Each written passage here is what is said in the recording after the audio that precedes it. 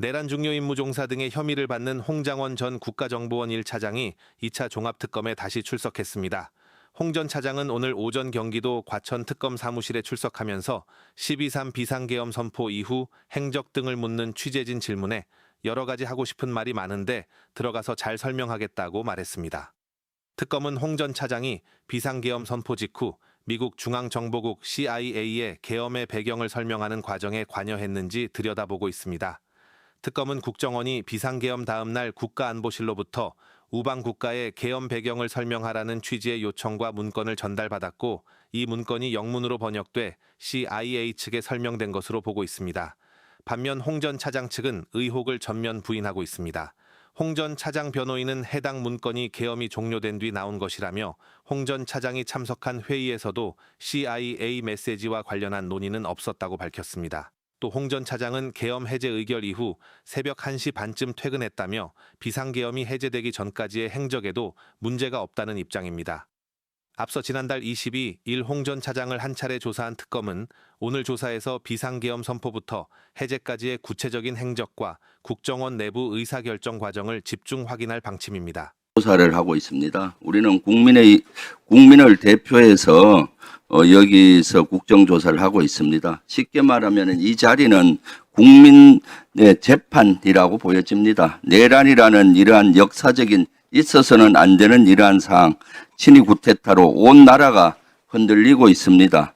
여기에 진상조사를 명확히 하고 다시는 그런 일이 없도록 하라는 것이 국민의 명령입니다.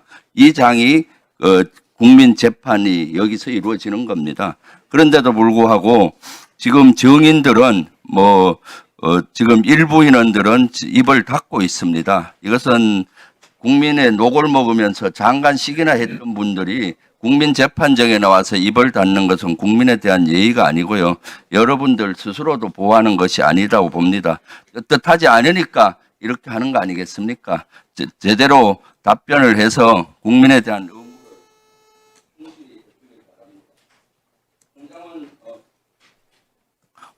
홍장원 전 국정원 1차장님 나와주세요.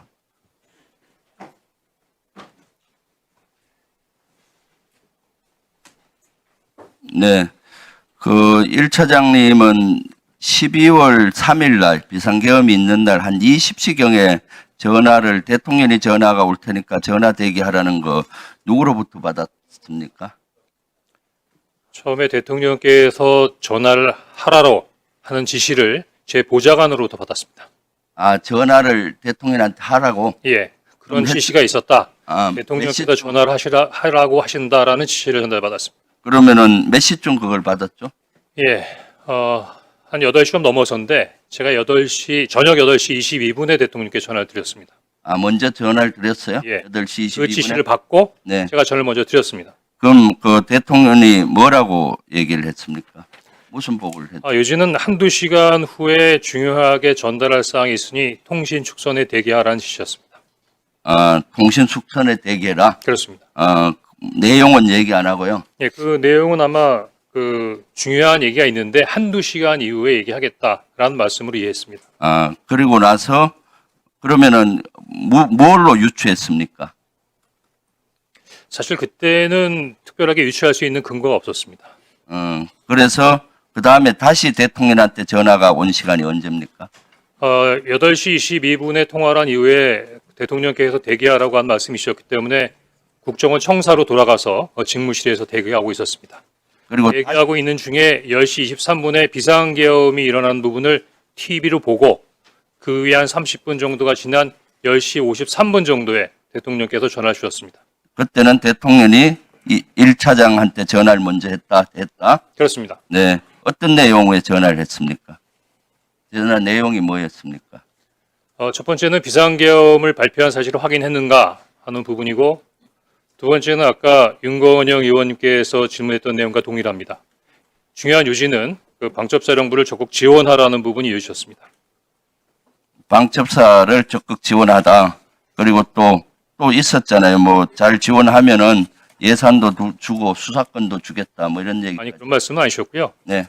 풀 텍스트를 직설화법으로 원하신다면 그대로 말씀드리겠습니다. 그럼 방첩사를 예, 지원하라. 전화를 받으니까 네, 비상계엄 발표하는 걸 확인했냐고 물으셨고, 네, 그다음에 조금 좀 강한 어투라서 말씀드리기가 좀 어렵습니다만, 하여튼 이번에 다 잡아들여서 싹 다 정리해라라고 말씀하셨습니다. 근데 그때 목적어가 없었습니다. 그래서 어느 누구를 그렇게 해야 되는지까지 잘 몰랐고, 그렇다고 대통령께 누구를 체포하라는 말씀이십니까? 라고 여쭤보기도 뭐해서 잠깐 기다리고 있는데 대통령께서도 약간 말씀에 퍼지가 있었습니다. 그러더니 지금 주시겠다는 건지 아니면 향후에 주시겠다는 건지 말씀하지 않은 상태에서 국정원의 대공수사권을 줄 테니 이번에는 일단 방첩사를 적극 지원해라. 아마 방첩사에 뭐 자금이면 자금, 인원이면 인원 무조건 지원해라고 말씀하셨습니다. 네, 그래서 비상계엄. 제가 네. 예 알겠습니다라고 답변했습니다. 아, 그래요. 그래서 1차장은 방첩사령관한테 전화를 했나요? 그렇습니다. 몇 시에 했죠? 10시 53분에 대통령님 전화가 끝나자마자 대통령께서 지시하신 분이 방첩사를 지원해라라는 부분에 있으셨기 때문에 이어서 바로 기억하기로는 11시 6분에 방첩사령관에게 전화했습니다. 방첩사령관한테 전화를 했는데 그때 방첩사령관하고 무슨 통화를 했습니까? 예, 방첩사령관에 11시 6분에 전화했던 것은 처음 전화가 아니고요. 10시 23분 비상계엄이 발표되는 걸 보고 바로 제가 방첩사령관한테 전화를 한 적이 있었습니다. 왜냐하면 10시 23분에 TV를 통해서 방송을 통해서 비상계엄이 발령되는 걸 보고 당시 굉장히 많이 당황했었는데 비상계엄이 발효된 것보다도 더 당황스러웠던 것은 당시로서는 국정원이 비상사항과 관련된 부분에 대해 정보 보호를 전혀 갖고 있지 않았습니다. 따라서 국정원이 그래도 국가의 핵심 정보기관인데 비상사항이라는 부분에 대해 정보 판단이 전혀 이루어지지 않은 상태에서 어떻게 비상계엄이 발효가 됐는가 국정원이 뭔가 그때 방첩사령관 그렇구나. 뭐라 했습니까? 좀 예. 짧게 해주세요. 네. 그래서 방첩사령관한테 확인하기 위해서 전화했습니다. 네. 그랬더니 방첩사령관이 저희들도 잘 모르고 있는 상황입니다. 오케이. 위에서 시키는 대로 하고 있습니다라고 답변을 했고 그런 상태에서 대통령께서 전화를 받은 다음에 방첩사령관에게 전화했습니다. 그러니까 마찬가지로 나중에 계속 머뭇머뭇해서 제가 어떻게 된 거야? 라고 얘기했더니 계속 이야기를 안 하길래 부위께서 전화하셨어.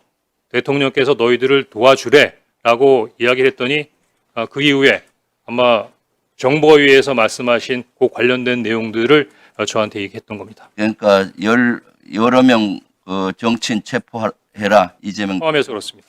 몇 명 정도 체포하라 했죠? 제가 기억하기에는 중간에 뭐 일일이 세지도 않았고 당시 밤중에 전화로 메모지에 막 메모를 하는 상황이었기 때문에 14명 정도로 기억합니다. 네. 그리고 계속 있었는데 택도 안 되는 소리라서 끊었다는 얘기 아니에요? 그냥 끊지는 않았고요. 물론 뭐 속으로는 그런 생각을 했지만 대통령이 지시고 방첩사령관이 얘기하는 부분에 대해서 특별한 반응을 보일 수 없었고 마지막엔 그래서 어떻게? 라고 물었습니다. 뜻은 너가 원하는 대로 한다면 그럼 어떻게 하면 좋아? 그랬더니 저에게 직접 전화 주십시오. 이렇게 얘기했고 알았어 하고 전화를 끊었습니다. 그래서 그것을 어떻게 조치했나요? 구체적으로 말씀해 주십시오. 조태용 원장한테 보고했을 거 아니에요? 그 내용을? 제가 지난 1년 넘게 우리 조태용 아니, 원장님을 지금 시간이 많지 않으니까 들었습니다. 보고했죠? 예, 근데 원장님께서 저한테 보고를 받지 않았다라고 말씀하시고 계시기 때문에 제가 참 뭐라고 말씀드리기 좀 어려운데 몇 시에 보고했죠? 엄중한 자리인 만큼 네. 대통령으로부터 전화를 받았고 방첩사령관으로부터 엄중하고 민감한 사항에 대한 내용을 받은 것을 어떻게 데피티가 원장님께 보고드리지 않을 수가 있겠습니까? 또 지휘 개선으로도 잠깐만요. 시간이 없으니까 내가 질문하고 나머지 답변하세요. 그래서 조태용이 보고받고 그다음에 차장은 뭘 했고 국정원은 그다음 뭘 했고 그다음 조태용 원장이 그 사직선회라고 통보했잖아요. 그까지 좀 얘기.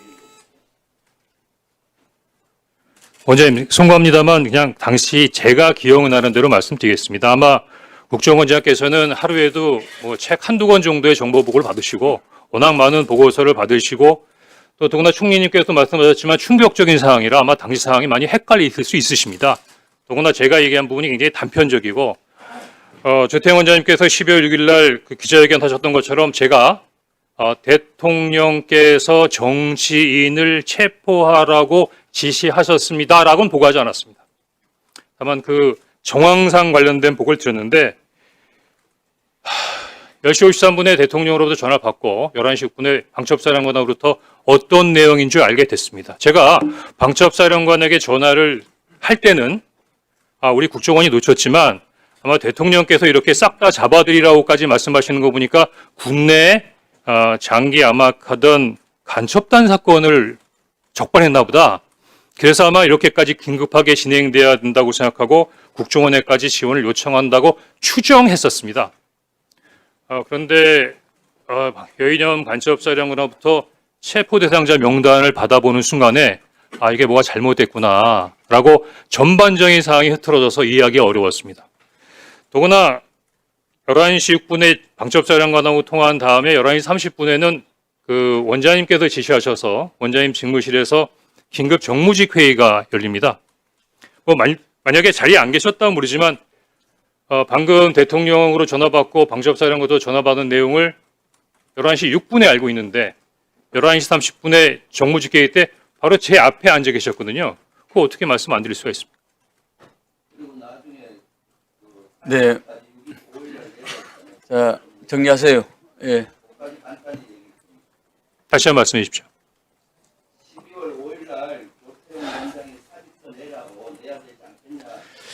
근데 그 부분도 지금 그 국정원장님께서는 그 홍장원 차장이 정치적 중립 위반 의무를 위반했기 때문에 경질을 했다고 말씀하시는데 알았어요. 12월 5일 날 저한테 말씀하신 내용하고는 전혀 다릅니다.